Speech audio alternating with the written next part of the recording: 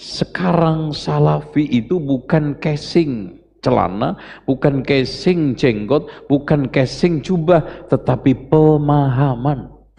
Di kampung kami, Sukoharjo, ini ada yang mengaku salafi.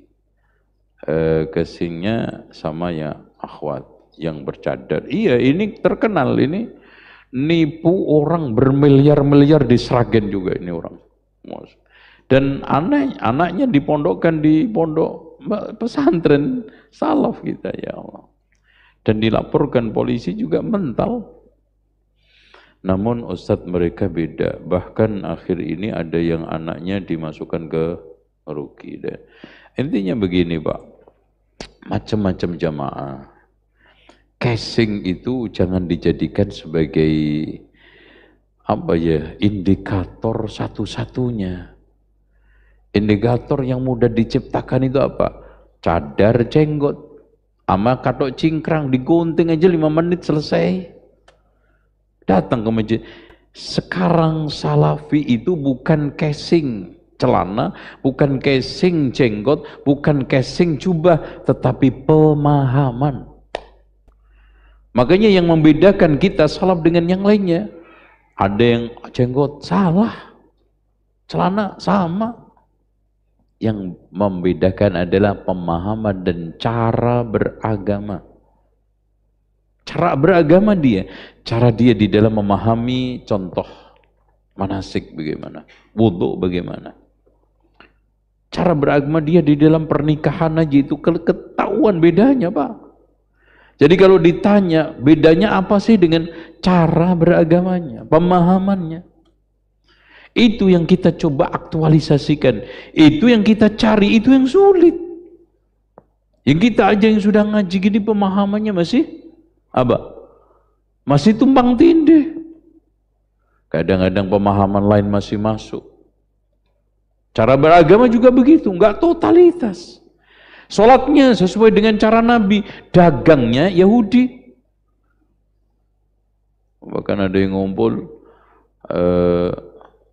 sholatnya salafi, dagangnya Yahudi, akhlaknya sufi. Terus apa nih? Tarekotnya pakai tadi, udah macam-macam. Makanya terus diaktualisasikan, belajar Pak. Nggak mudah beragama itu. Ini kitab seperti ini belum tentu jamin kita. Cuman ketika kita itu belajar dan belajar terus, itu siapa yang dikehendaki oleh Allah baik, dipahamkan agamanya gitu loh Pak. Karena antum sendiri kalau sudah ngaku salaf tapi nggak antum dasari dengan ilmu, lambat laun juga perasaan yang jalan. Perasaan saya, cadar saya udah bener. Iya perasaan. Coba ngaji bener. Perasaan sholat saya sudah bagus-bagus saja nih, perasaan. Perasaan saya juga didik anak nggak kurang-kurang, saya sudah suruh bagus. Tapi ya tetap aja ngeyel. Gitu. Nah, gimana? Bagus kok ngeyel. Betul Pak. Anak juga nggak jamin, semua nggak jamin. Dan kita juga jangan gara-gara bertengkar, berselisih karena Zainal Abidinnya, karena Ustadz Fulan-Fulan, ini semuanya kopral Pak. Panglima besar kita Rasulullah.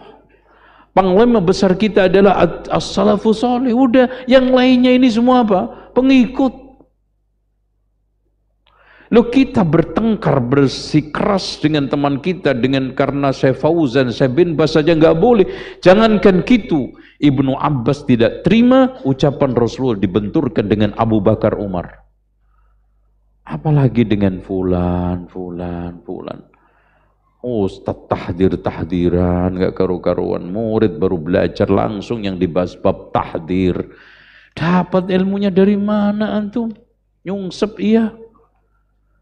Makanya Pak, alhamdulillah, ana dulu hijrah dari sono, nggak usah saya sebutin. Ana nggak terpengaruh dengan tahdiran. Karena apa? Ana sibukkan dengan belajar. Ana punya prinsip, kenalilah kebenaran, kamu akan kenal siapa yang benar. Ikutin orang karena dia benar. Jangan mengikuti kebenaran karena orang. Gitu. Kenalilah kebenaran, kamu akan kenal siapa yang benar. Gitu aja. Repot. Ini si Ustadz ini katanya, si Ustadz ini katanya, si Ustadz ini katanya. Antum pusing sendiri. Ustadznya aja mancing. Gitu. Antum pusing sendiri. Kan gitu. Antum tengkar bersikeras, ustadznya enak nih mancing. Ada repot antum. Udahlah, semua kita ini kopral pak, ya kopral. Semuanya adalah tabi, ikut, bukan matbu' diikutin secara totalitas, kecuali laqad kana lakum fi rasulillahi uswatun hasanah. Dan yang kedua, khairun nasi qarni. Udah nggak ada lagi. Was-sabiquna al-awwaluna minal muhajirin wal ansar walladzina tabauhum bi ihsanin radhiyallahu anhum wa radha. Udah itu ya.